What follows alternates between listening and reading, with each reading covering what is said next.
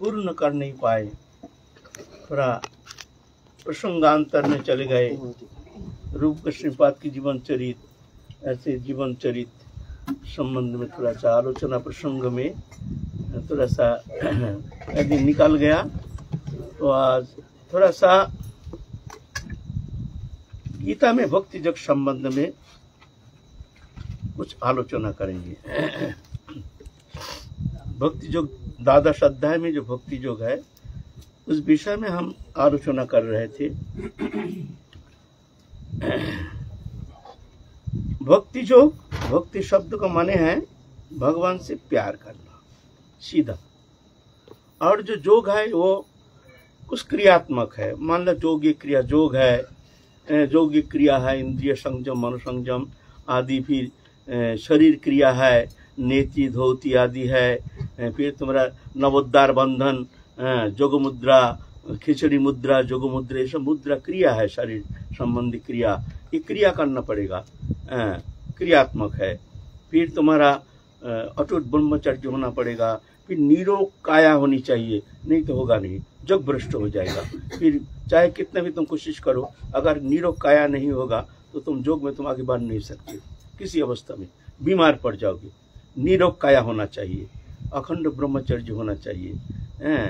फिर क्रिया जो है ना, नवोद्धार बंधन, खिचड़ी मुद्रा, जोग मुद्रा, ये सब क्रिया है, करना पड़ेगा नियमित, तो क्रियात्मक क्रिया प्रदान। फिर इसका स्थिति भी है, और स्थिति अनुसार तो समझ जाते हैं। अभी हमारे जो मूल शक्ति, कुलो कुंडलिनी शक्ति जो हमारे भीतर है, वो कहाँ कौन स्टेज में पहुँचे हैं, उसके लक्षण है, लक्षण के द्वारा पहचान होता है जो हम आगे बढ़ रहे हैं। ऐसे ज्ञान मार्ग में नेति नेति विचार चाहिए, उपासना के साथ साथ नेति नेति विचार, वेदांत अध्ययन, वेदांत विचार, ये बहुत जरूरी है। कर्म कांड में तुमको कर्म प्रधान है, कर्म करना पड़ेगा, कर्म ही प्रधान है। हर इंद्रियों के द्वारा काय मन वचन से तुमको कर्म करना पड़ेगा। कौन सा कर्म? न तत्कर्म हरितोषं सा विद्या अनुमति जया। कर्म उसे कहते हैं जो भगवत प्रसन्नता के लिए, भगवान की सृष्टि है, उस सृष्टि में तुम भी आए हो। भगवान ने तुमको शरीर प्रदान किए, मनुष्य शरीर। इस शरीर के द्वारा तुम भगवत प्रसन्नता के लिए, समाज कल्याण के लिए, जगत कल्याण के लिए, मंगल के लिए तुम्हारे अनासक्त होकर के बस एकमात्र तुम्हारे उद्देश्य है कर्म करना। ये कर्म भगवत कर्म जान करके कर्म प्रधान है, कर्म करना पड़ेगा। इंद्रिय संयम करके चुपचाप बैठे रहने से कर्मयोगी होना संभव नहीं है। तो आया भक्ति योग। फिर तंत्र योग है, तंत्र मार्ग। तंत्र मार्ग में तो और भी कठिन है, पंचमकार की साधन है, और भी कठिन साधना है। तो वहाँ सब वस्तु चाहिए, सामग्री चाहिए, ये सब बहुत सारे कठिन प्रक्रिया है। प्रक्रिया प्रधान हो, प्रक्रिया नहीं होने से तुम्हारा साधन होगी नहीं। जैसे सब साधना है, सब साधना, उसमें भी सिद्धि होती है। तंत्र मार्ग में एक सब साधना है। वो सब साधना क्या होता है? चंडाल का देह होनी चाहिए, और अमावस्या, शनिवार, ऐसे तिथि में वो शरीर होना चाहिए, मिलना चाहिए। उस शरीर के द्वारा वो एकांत में जा कर के उसको शराब चाहिए और सब वस्तु चाहिए, उस सब के ऊपर बैठ करके वो तंत्र साधना करेंगे। ये तंत्र योग है ना। मुद्रा मत्स्य मांस मुद्रा मैथुन, ये पंचमकार की साधना है। वस्तु सामग्री चाहिए, वस्तु से बहुत कठिन साधना है। उसमें भी सिद्धि है, ऐसे नहीं। लेकिन एकमात्र भक्ति योग है जहाँ कुछ नहीं चाहिए, सिर्फ भगवान से प्यार, अपना जान करके, प्रिय से प्रियतम जान करके, अपना से अपना जान करके। जैसे तुम अपने परिवार से तुम प्यार करते हो, संबंध रख करके उनके सुख समृद्धि के लिए तुम्हारे समस्त प्रचेष्टा, काय मन वचन से तुम्हारे समस्त चेष्टा है हमारे परिवार की सुख समृद्धि, उनको किस तरह से हम सुखी करेंगे। सुखी करने की इच्छा का कारण है पीछे तुम्हारी ममता, पुत्र परिवार स्त्री आदि के प्रति ममत्व बोध, मेरा है, मेरा पुत्र मेरी कन्या, ममत्व बोध के कारण ही जीव देखो इतना दुख, इतना कष्ट, इतना सब आदि व्याधि उपाधि सब सहन करके भी देखो किस तरह से संसार के लिए सारा जीवन समर्पण करके, मान लो मानव जीवन को चौपाट करके उनके सुख के लिए ही बस जीने का एकमात्र उद्देश्य है परिवार के सुख समृद्धि। अपने लिए भी चेष्टा नहीं, अपने जीवन के जो उद्देश्य है, मानव जीवन का उद्देश्य है, इस संबंध में उसका कोई आग्रह नहीं, वो जानते भी नहीं है हमारे मानव जीवन का उद्देश्य क्या है। कारण बिना कार्य नहीं होता है, हर कारण कार्य के पीछे कारण होता है ना। पहले कारण फिर कार्य। भगवान ने तुमको सृष्टि किया, मनुष्य तुमने प्रदान किया है, कारण क्या है? कारण अनुसंधान करो। और भी तो शरीर दिया है, कुत्ता बिल्ली 84 लाख जन्म में कितना शरीर है, तुमको एक मनुष्य शरीर दे करके संसार में भगवान भेजे हैं। बुद्धि ज्ञान विवेक विचार समस्त सृष्टि सुंदर एक निपुण सृष्टि के द्वारा भगवान एक सुंदर रचना की है मानव तनु। किस लिए? उद्देश्य क्या है? तो भोग सुख, सियाल कुत्ता जैसे खाना पीना और परिवार पालन पोषण, ये तो पशु जीवन में भी होता है। और भोग सुख बोलो जो भोग के लिए, अरे पागल, ये मनुष्य शरीर में तो भोग होता ही नहीं। मनुष्य शरीर में भोग के लिए हमारे जो इंद्रिय है ना, इंद्रिय के पास ज्ञान इंद्रिय चक्षु कर्ण नासिका जीवा तक, ये तो हमारे भोग के प्रधान उपकरण। आंख के द्वारा दुनिया का रंग तमाशा देखते हैं, इसके द्वारा हम आनंद लेते हैं। कान के द्वारा दुनिया के गाना बजाना, प्रियजन के शब्द, प्रियजन के नाना प्रकार वार्ता, विषय वार्ता, इससे हम रस लेते हैं। जीवा के द्वारा नाना प्रकार बात करते हैं, शब्द प्रयोग के द्वारा हम आनंद देते हैं, आनंद प्राप्त करते हैं। त्वक के द्वारा स्पर्श सुख अपना अपना संपर्क अनुसार अपने स्पर्श सुख आस्वादन करते हैं। बच्चा को गोदी में लेकर एक आनंद, मित्र को छाती में लगा करके एक आनंद, मैया के गोदी में, माँ के गोदी में सो करके एक आनंद, ऐसे संपर्क तदनुसार स्पर्श सुख है ना। ये तो उपकरण है, शब्द स्पर्श रूप रसगंध। तो ये अगर मनुष्य जीवन का उद्देश्य तुम मानते हो तो भ्रमित हो जाओगे।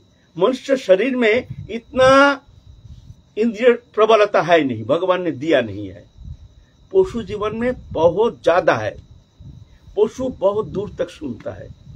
एक कुत्ता कहीं एक आवाज हो गया, रात में भो भो भो भो करते करते भाग गया, दिखता है उसको, अंधकार में बहुत दूर तक दिखता है, तुमको उतना दृष्टि शक्ति आई नहीं। पशु एक कुत्ता एक रोटी खा करके जो आनंद प्राप्त करता है, तुमको 56 भोग पा करके भी वो आनंद तुम ले नहीं सकते। पशु स्पर्श सुख के द्वारा जो आनंद प्राप्त करता है, तुम में ऐसा शक्ति है नहीं। पशु घ्राणेंद्रिय के द्वारा इतना प्रबल है, वो सूंघ करके क्या क्या नहीं। ऐसे ना तो जो कुत्ता है, बड़े बड़े CID डिपार्टमेंट में कुत्ता रखते हैं, उसके घ्राणेंद्रिय कितना प्रबल है। तो इंद्रिय सुख पशु में प्रबल है। अगर भोगी जीवन का उद्देश्य है तो पशु जीवन में भोग बहुत ज्यादा। हम एक 56 भोग खा करके जो आनंद प्राप्त करते हैं, एक पशु सामान्य वस्तु खा करके उससे बहुत गुना 100 गुना अधिक आनंद प्राप्त करता है। पशु में आनंद इतना इंद्रिय प्रबलता उनमें अधिक है, मनुष्य में इतना इंद्रिय प्रबलता है नहीं। मनुष्य ज्यादा भोग नहीं कर सकता है, इंद्रिय विकल हो जाएगा, ज्यादा खाएगा अपच हो जाएगा, खा नहीं सकता, लिवर नष्ट हो जाएगा, खराब हो जाएगा। एक सुअर देखो कितना गंदगी में देखो दिन रात खा रहा है, क्या खा रहा है भगवान जाने। देखो ठीक है, कितना पाचन शक्ति, तुम्हारे पाचन शक्ति भगवान दिया ही नहीं। हमारे हर इंद्रिय सब सीमित है। अगर तुमको भोगी जीवन का उद्देश्य है तो भगवान से प्रार्थना करो, प्रभु मनुष्य जीवन देना नहीं, हमको पशु जीवन देना, हमको भोग करेंगे। मनुष्य जीवन ही दिया है एकमात्र हरिभजन के लिए, ज्ञान विवेक विचार दिया है। तुम विचार करके ये संसार चक्र से मुक्त होकर तुम जिस स्वरूप को भूल करके, जिस परमानंद स्वरूप को भूल करके तुम एक शरीरधारी बन करके संसार चक्र में घूम रहे हो, मौका दिया है तुमको, ज्ञान दे दिया, विचार दे दिया, बुद्धि दे दिया, सब दे दिया। तुम अब विचार करके अपना सही मार्ग अवलंबन करके तुम संसार चक्र से मुक्त होकर परम शांति पद, परम आनंद पद प्राप्त करके तुम मुक्त हो जाओगे ना। इस विषय कोई आग्रह नहीं, कोई जानने का चेष्टा नहीं, कोई बोलने से भी हमारा कोई आग्रह नहीं। यह है मानव जीवन। तो हमारे जीवन का उद्देश्य नहीं पूछा जाए, तुम्हारे जीवन का उद्देश्य क्या है, क्या कहेगा, क्या कहोगे? हमारे जीवन का उद्देश्य क्या है? वो कहेंगे हाँ नौकरी करेंगे, इतना पैसा इनकम करेंगे, बैंक पे रखेंगे, पेंशन ग्रेजुएटी जो मिलेगा, और इससे ये करेंगे, मकान बनाएंगे, दुकान बनाएंगे, बच्चे को शादी करा देंगे, अच्छा एजुकेशन देंगे, अच्छा सब करोगे, सब किया। उसके बाद फिर क्या करोगे? तुम्हारा फिर उद्देश्य क्या है? मृत्यु। बस एक ही है, तुमको मरना है, सब छोड़ के जाना है। तो तुम्हारा टारगेट क्या है? तुम्हारा जीवन का लक्ष्य क्या है? तुम जानते ही नहीं हो हमारे जीवन का लक्ष्य क्या है। और ये जो संकल्प कर रहे हो हमारे स्त्री कुटुंब पालन पोषण आदि जो है ये करना, ये तो स्वाभाविक हो, जो नसीब में ले आया है तदनुसार वो ऑटोमेटिक मिल जाएगा उसको। तुम ना उसको भला करने वाले हो ना बुरा करने वाले हो, ये तुम्हारा अहंकार मात्र हो। वो पहले से ही वो अपना भाग्य को लेकर आए हैं, ऐसा ही होगा, स्वाभाविक होगा। लाख कोशिश करके भी तुम कुछ नहीं कर सकते हो। ना कोई काऊ के सुख दुख दाता, निज कित कर्म सब फल भोग भ्राता। कोई किसी का सुख दुख का कारण नहीं, निज कर्म कित कर्म। तुम अभिमान करते हो हम करेंगे, हमको करना है। इस तरह से तुम एक मोह में फंस करके, पंचभौतिक शरीर में फंस करके और तत्संबंधी वस्तु स्त्री पुत्र कुटुंब परिवार में आसक्त हो करके अपना मानव जीवन को तुम चौपाट कर रहे हो। तुम जानते नहीं इसका रिजल्ट क्या है, अंतिम रिजल्ट क्या है। ये शरीर छोड़ना है, छोड़ करके तुम्हें जाना है। फिर कहाँ जाओगे? क्या करने आए तुम? जानते ही नहीं अपना जीवन उद्देश्य। कर्म हो रहा, कारण का पता नहीं। कारण क्या है? ये कारण है एकमात्र, निदेव मध्यम सुलभं सुदुर्लभं प्लवं सुकल्पं गुरु कर्णधारम मयानुकूलन नविश्यतरितं पुमान भवाब्दि नतरत्स आत्महा। मानव तो एकमात्र हरि भजन के लिए, एकमात्र हरि भजन के लिए, एकमात्र हरि भजन के लिए भगवान ने दिया है तुमको।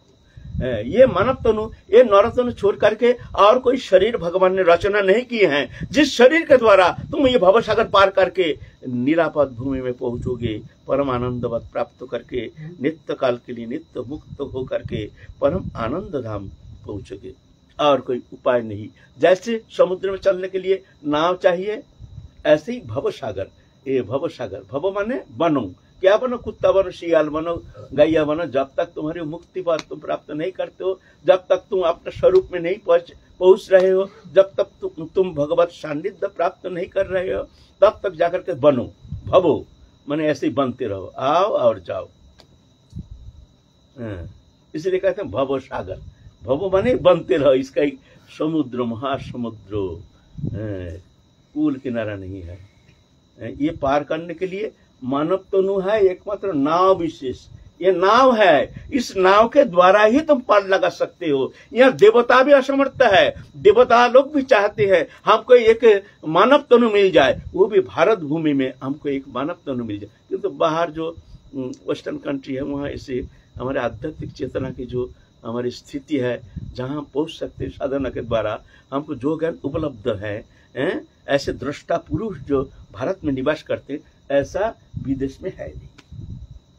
इसीलिए भारत भूमि भगवान के बिहार भूमि, यहाँ पवित्र भूमि। देवता लोग चाहते हैं हमको भी एक बार मनुष्य जीवन मिल जाए, हम भी साधना करके हम भी परम आनंद पद, परम शांति पद प्राप्त करके हम भी नित्य मुक्त हो जाएंगे। देवता लोग जानते हैं ना देवता क्या है। देवता लोग वो तो तुम भी शुभ मंगलमय कार्य करोगे, ज्यादा करोगे तो तुम भी देवता लोग जाओगे। फिर क्षमे पुण्य मत लोकं विशंति एवं तो ये धर्म अनुपन्न गतं गत कम कम लवंते। पुण्य क्षय होने से फिर मर्त लोक में आ जाता है, फिर शियाल कुत्ता बन करके फिर डोलता है। इसीलिए देवता लोग भी जानते हैं जे ऐसे हमको एक भारत भूमि में मानव तनु मिल जाए। हे प्रभु, हमने बहुत भूल किया, बहुत हमने मिस यूज किया ये मानव तनु पा करके। इस बार अगर मानव तनु मिल जाए तो हमको भजन करेंगे। इसीलिए भगवान की सबसे बड़ी कृपा तुमको मानव जीवन दे दिया, एकमात्र हरि भजन करने के लिए, एकमात्र परम शांति प्राप्ति के लिए, एकमात्र तुम ये दुखमय सागर से मुक्त होकर के परम प्रेमास्पद भगवत चरण सान्निध्य प्राप्त करने का सबसे सुंदर भगवान की कृपा तुमको मानव तनु दे दिया है ना, है ना। तो ये भक्ति मार्ग हो, ऐसे ही तुम संसार के लिए इतना कुछ करते हो, भगवान कहते हैं ठीक है हमको भी तुम ऐसे ही प्रिय से प्रिय तुम जान करके हमको भी ऐसे ही प्रेम करके देखो ना। थोड़ा प्रेम चाहिए, तुम्हारा मन चाहिए, कोई वस्तु नहीं चाहिए। मन मना भवो, मन मना भव मद भक्त मद जाज मंग नमस्कुरु मामेवश्य शतंग ते प्रतिजाने प्रिय होशी में। मैं तुमको प्रतिज्ञा करके कहता हूं तुम हमको प्राप्त करोगे, तुम्हारा मन को हमको दो। मन को अपना देव माने तुम्हारा मन में हमारे लिए ऐसे ही एक स्थान बना दो। कुछ नहीं चाहिए, तुम्हारे हृदय में तुम हमको स्थापना करो, हमारे लिए घर बना दो, हम वहीं निवास करेंगे। तुम्हारा मन को हमको दो, हमारे चिंतन करो, हमारे भावना में तुम समय व्यतीत करो, हमारी प्राप्ति के लिए ही तुम अकेले चेष्टा करो। फिर देखो तो हम तुमको कितना आनंदमय पद तुमको प्राप्त करा देता हूँ। तुम देखो आनंद में भर देंगे तुम्हारे जीवन, तुम धन्य हो जाओगे। हमको थोड़ा प्रेम करके देखो। जगत से प्रेम करोगे तो वंचना, हमको प्रेम करोगे तो कुछ, जगत को प्रेम करोगे तो मिलेगा कुछ नहीं, जाएगा सब कुछ। और हमको प्रेम करोगे तो जाएगा कुछ नहीं, मिलेगा सब कुछ।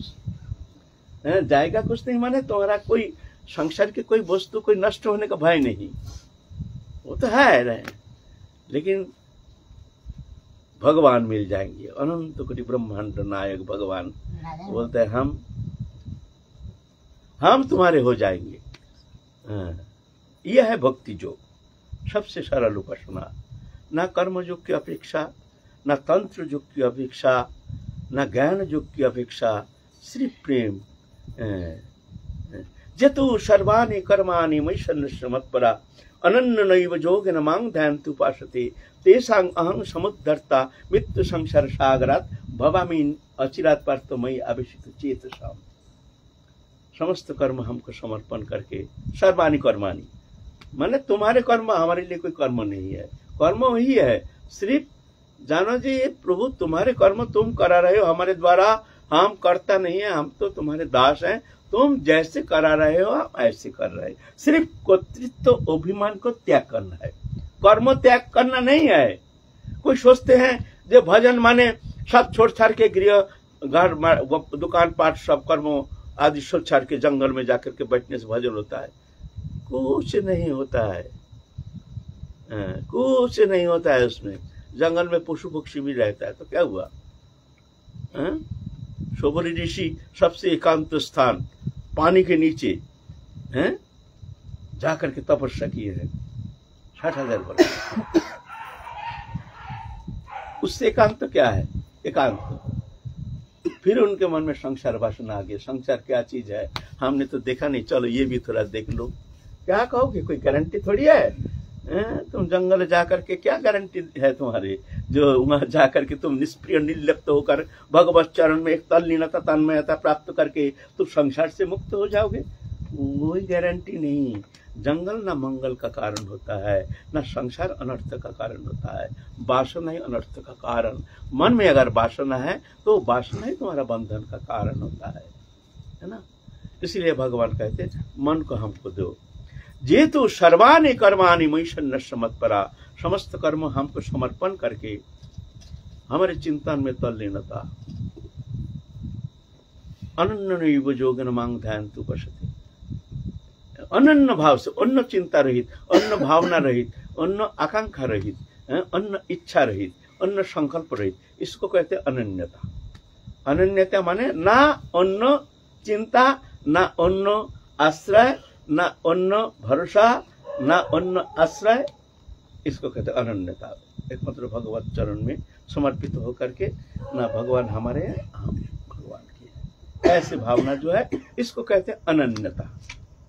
अनन्य योगन मांग ध्यायन्ति उपासते, हर्षमय भगवत चिंतन में तल्लीन रहते हैं। और जो कर रहे हैं काम ऐसे ही करो, करते रहो। कर्म से कोई लेना देना नहीं है, कर्म से कोई फर्क नहीं पड़ता है। तेसांग अहम समुद्धर्त मृत्यु संसार सागरात, भगवान कहते उसको ये संसार सागर से उद्धार करता मैं बन जाता हूँ। उसको उद्धार होने के लिए प्रभु हम संसार में फंसे हैं, प्रभु हमको उद्धार करो, तुमको कोई चिंता करने का कोई कारण नहीं, मैं उद्धार करता बन जाता हूँ, भगवान कहते हैं। और भवामीन अचिरात, बहुत जल्दी, ये नहीं जो बहुत जन्म लग जाएगा, अचिरात। यहाँ अचिरात शब्द है, अचिरात शब्द और कहीं नहीं आया है। ऐसे है। तो यह है भक्ति जो भगवान सब करेंगे, सब कर लेंगे, तुम कुछ चिंता मत करो। यह है भक्ति योग, सबसे सरलतम उपासना, भगवान को सबसे प्रियतम, सबसे निकटतम जान करके प्रेमास्पद भगवान के लिए तुम्हारे हृदय में थोड़ा स्थान बना दो, उनके चिंतन करो। कर से कर्म कर विधि नाना, चित्त रखो जहाँ कृपा निधाना। कर से कर्म करते रहो, मन में प्रभु के चिंतन करो। प्रभु जाना है, ये तो अनित्य संसार है, लेना ना देना मगन रहना, कर्म करना है जब तक शरीर है। अमीबा से लेकर के ब्रह्म तक सब कर्म करते विवाह सुकर, प्राणी मात्र शरीरधारी मात्र ही, पंचभौतिक शरीरधारी मात्र ही विवाह सुकर कर्म करते हैं। कर्म करना ही पड़ेगा, लेकिन तत्कर्म हरितोषंग, एकमात्र प्रभु के प्रसन्नता के लिए ही हमको कर्म करना है, बाकी कर्म बंधन का कारण। यह है भक्ति जो सरल उपासना, सबसे सरल। तो भगवान फिर गीता में कहते हैं अंतिम में, जितों को कैसे भक्त होना चाहिए, भक्त में क्या क्या गुण होना चाहिए, इस विषय हम लोग तो आगे आलोचना कर चुके हैं। अभी पुनरावृत्ति का कोई आवश्यकता है नहीं। अद्वेष्टा भूतान सर्वभूतानां मैत्र करुणैव च निर्मम निरहंकार समदुःख सुख क्षमी संतुष्ट सततं जगत्मद्गणश्च मय्यार्पित मनोबुद्धिर जो मद्भक्त स्वामी प्रिय जस्पान नदी जते लोक लोकान नदी च हर्षमर्ष भय वेगर मुक्त सचमा प्रिय अनपेक्ष सुचिर दक्ष उदासीन गत व्यथा सर्वरंभ परित्यगे जस स्वामी प्रिय नरिश जो नरिष्यति नदिष्टि नश्यति काकंकति सर्वरंभ परित्यगी स्वामी प्रिय, है ना। फिर आए हैं समशत्रु चौमित्रे च तथा मान अपमानय शीतुष्ट सुख दुख से समसंग विवर्जिता तुल्य निंदा स्तुति मुनि संतुष्ट जन कनचित अनिकेत श्री भक्तिवंत जस स्वामी प्रिय। ये अंतिम श्लोक, इसका व्याख्या बाकी रह गया। आगे के श्लोक संबंध में हम लोग आलोचना किए हैं, आस्वादन किए हैं जहां तक संभव। अभी समशत्रु चौमित्री बोलते हैं भजन करने के लिए तुमको इस विषय में थोड़ा दृढ़ निश्चय करना पड़ेगा, मन को निश्चय करना पड़ेगा। कहाँ कहाँ हम अटक गए हैं, कहाँ कहाँ बाधा है, कौन सा बाधा हमको अतिक्रमण करके भगवत सान्निध्य प्राप्त करने के लिए कैसे कैसे बाधा के सम्मुखीन होकर के हमको आगे चलना है। बोलते समशत्रु चौमित्र, दुश्मन और मित्र दोनों को बराबर समझना। कोई किसी का दुश्मन नहीं, हम दुश्मन बनाते हैं। हमारे व्यवहार किसी को दुश्मन बनाता है, हमारे व्यवहार किसी को मित्र बनाता है। ये दोनों ही हमारे कर्म के प्रतिक्रिया है। ना कोई किसी का दुश्मन, ना कोई किसी का मित्र। ऐसे अंध के कोई दुश्मन नहीं, मित्र नहीं है। अंधा है ना, उसका कोई शत्रु है नहीं। तो हम बनाते हैं, हमारे व्यवहार मित्र बनाते हैं, हमारे व्यवहार दुश्मन बनाते हैं। लेकिन जो साधन करेंगे वो ऐसे नहीं, वो देखेंगे तो सब में भगवान है, सब में प्रभु की अवस्थान है, जान करके सबके प्रति श्रद्धा मैत्री करुणा है। अगर देखते हो जो इनकी व्यवहार तुमको पसंद नहीं आता है तो ठीक है, उनसे व्यवहार मत रखो, लेकिन द्वेष मत करो।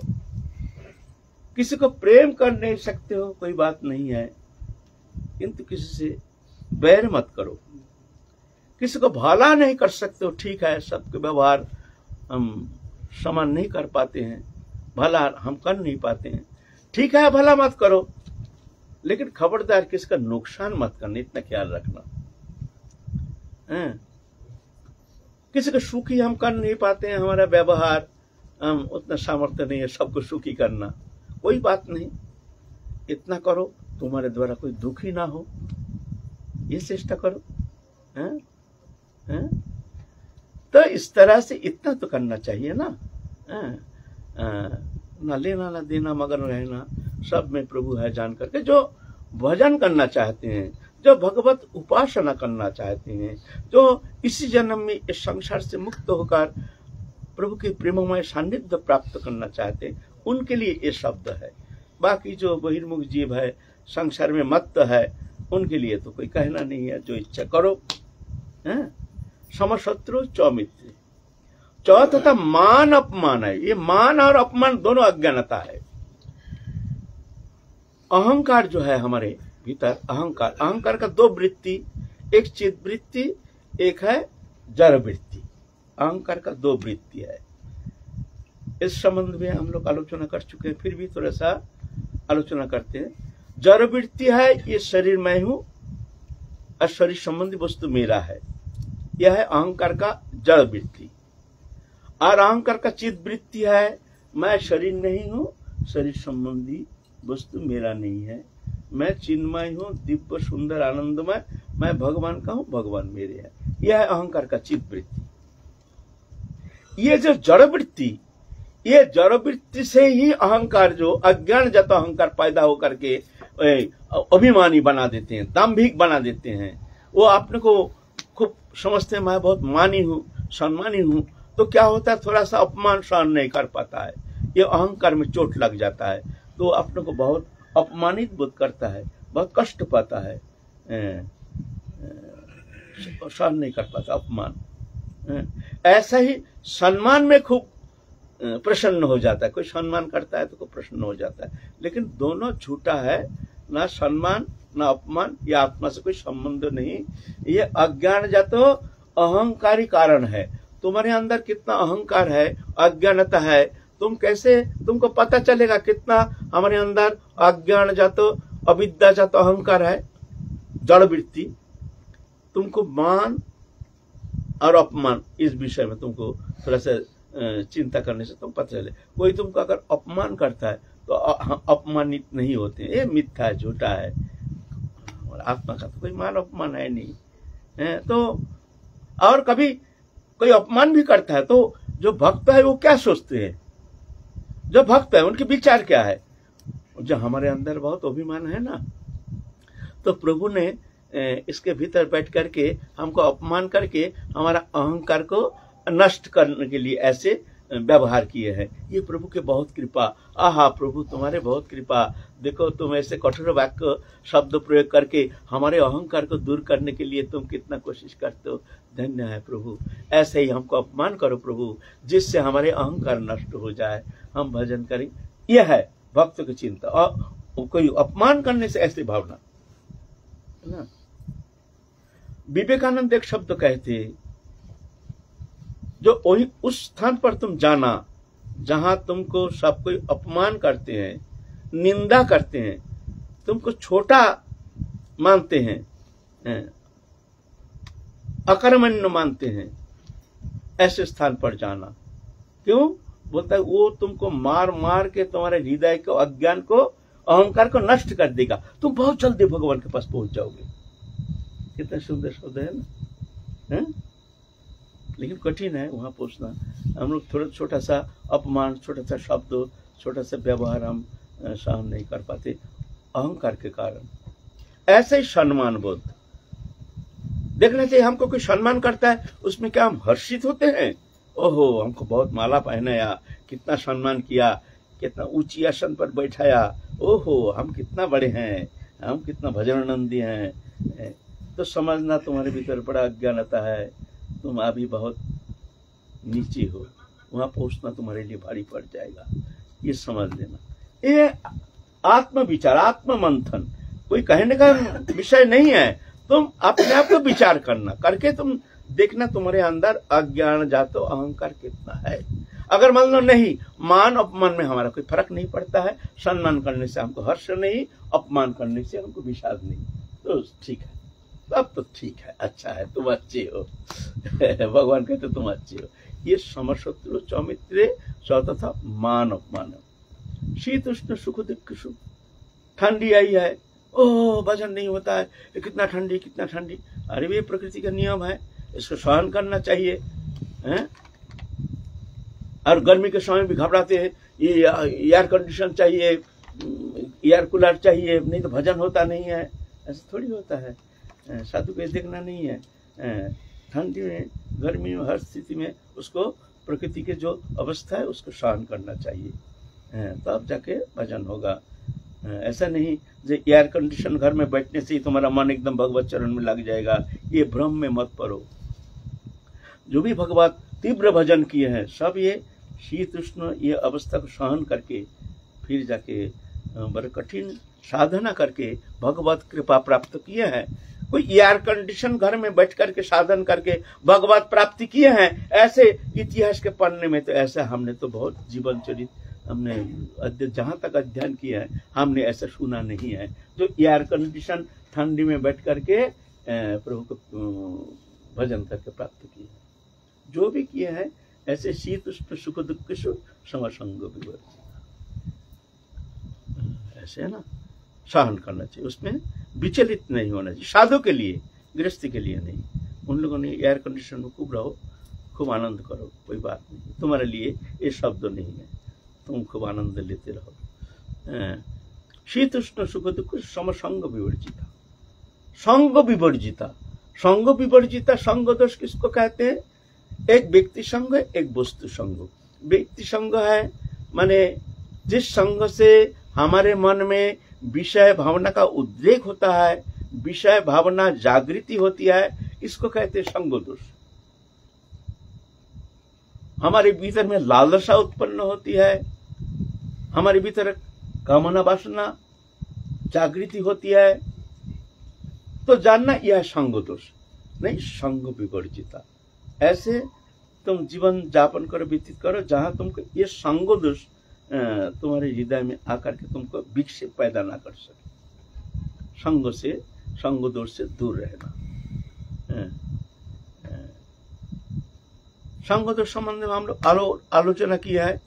एक है बाहरी संग, एक है भीतरी संग हमारे घर में, एक है हमारे अंतर जगत में एक संग। बाहरी संग है जो व्यवहारिक लोगों से मिलते हैं जुलते हैं, ये संग।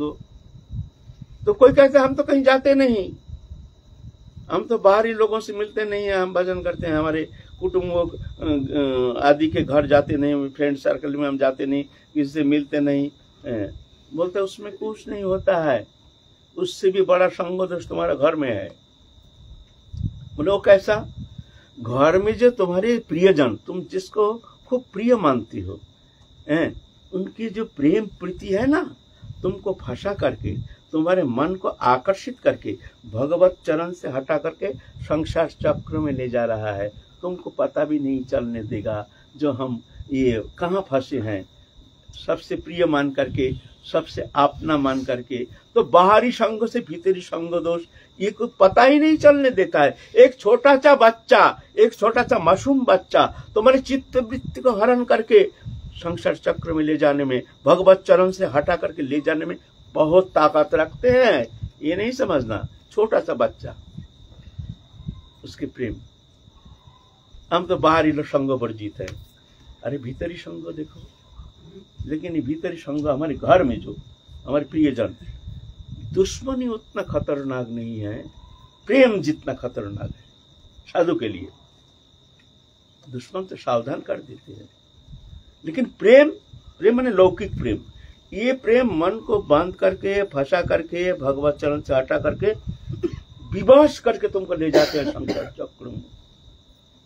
प्रेम, लौकिक प्रेम, ये इतना सहज नहीं है। तो बाहरी संग दोष से अपने भीतरी घर का जो संग दोष है ये उससे ज्यादा खतरनाक है। लेकिन हमको ये जानने ही नहीं देते, हम जान ही नहीं पाते हैं। जानने नहीं देते, है ना। विवास करके का भगवत चरण से मन को हटा करके संसार में ले जाते हैं, ये संग दोष है ना।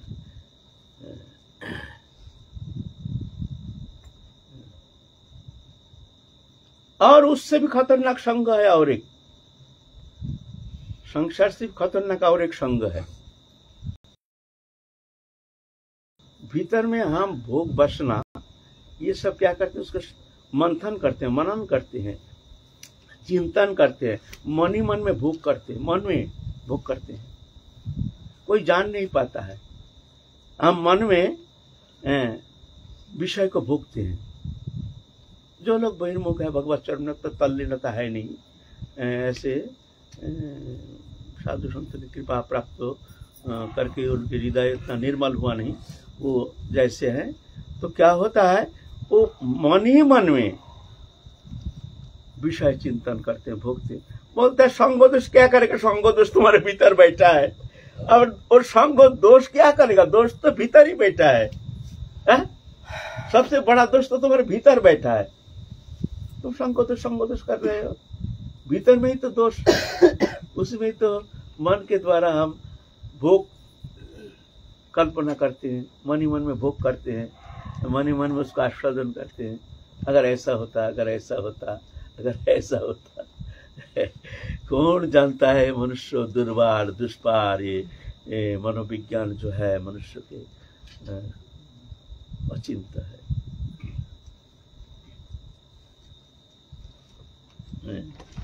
तो बाहरी संगों से खतरनाक है भीतरी संगो, माने हमारे घर का, उससे भी खतरनाक है हमारे भीतर में अंतःकरण, अंदर जगत में जो बैठा है, जो कोई जान नहीं पाता है। हम भजन तो करते हैं, लेकिन भीतर में क्या चल रहा वो तो कोई नहीं जानता है, हम ही जानते हैं। लेकिन जानने से क्या होता है, लज्जा नहीं, शर्म नहीं, फिर भी अपने को खूब बाहर में दिखाते हैं, हम ऐसे निर्दोष हैं, हम बड़े महान हैं। इतना निर्लज्ज हम है, इतना बेशर्म हम है। मुझे गैरों ने नहीं यारों ने लूटा, मुझे गैरों ने नहीं यारों ने लूटा, गैरों का कहां इतना दम था, गैरों का कहां इतना दम था। मुझे गम था तो ये गम था, किश्ती जहां लूटी वहां पानी बहुत कम था। बोलते ये गैरों ने नहीं, यार ने लूटता है हमको, दुश्मन हमको लूटता नहीं है, हमारे यारों ने लूटा। किश्ती जहां, किश्ती माने छोटी नाव को कहते हैं किश्ती। हम समुद्र पार करके आए हैं किनारा में ना, ये मानव तनु के द्वारा, लेकिन यहां आके यारों के प्रेम में पड़ करके हमारी किश्ती किनारे में आके डूब गया। हमको दुख नहीं था, सागर के भीतर जाकर के डूब जाता तो कोई हमको दुख नहीं था, ठीक है डूब गया, क्या करें। किनारा में आकर थोड़ा सा हम खींच लेते तो हम किनारा पा जाते, लेकिन किनारा में आकर के डूब गया। ये मानव तनु पा करके हमको ऐसे यारों ने हमको इस तरह से लूट लिया, है ना। तो ये संग दोष, समसंग विवर्जिता, तुल्य निंदा स्तुति मौनी। मौनी माने हरि कथा छोड़ करके और दूसरा विषय में आलोचना नहीं करते हैं। ग्राम्य वार्ता, ग्राम्य कथा कहते नहीं है, इसको कहते मौनी। तुल्य निंदा स्तुति मौनी, संतुष्ट जन को नचित, जैसे मिल जाए उसी में संतुष्ट हो, जैसे जदृश छलाभ संतुष्ट हो, दंधाति तभी मत्सर, जैसे मिल जाए उसी में संतुष्ट, प्रभु की इच्छा। संतुष्ट जन का नचित। अनिकेता, अनिकेत माने नियत आवाश्रय। इसका दो व्याख्या करते हैं। एक तो विश्वनाथ चक्रवर्ती व्याख्या करते हैं, अनिकेत शब्द का माने गृहादि में आसक्ति वर्जित, और श्रीधर स्वामी टीका करते हैं अनिकेत माने नियत आवास रहित, माने एक जगह रहते नहीं है, आज यहाँ काल वहां से। तो यह है त्यागी के लिए, वह है गृहस्थी के लिए। विश्वनाथ चक्रवर्ती देखते हैं वह गृहस्थी लोग कहाँ जाएंगे, वो घर संसार त्याग करके तो गिरहादि में आसक्ति वर्जित, इसको कहते हैं अनिकेता। और श्रीधर स्वामी पद कहते हैं अनिकेत माने नियत आवास रहित, अनिकेत अनिकेतन निकेतन रहित त्यागी लोग जो होते हैं, घर चल के आते। अनिकेत स्थिर भक्तिमान जब समय प्रिय, वो हम उसको बहुत प्यार करते हैं। ऐसे जो है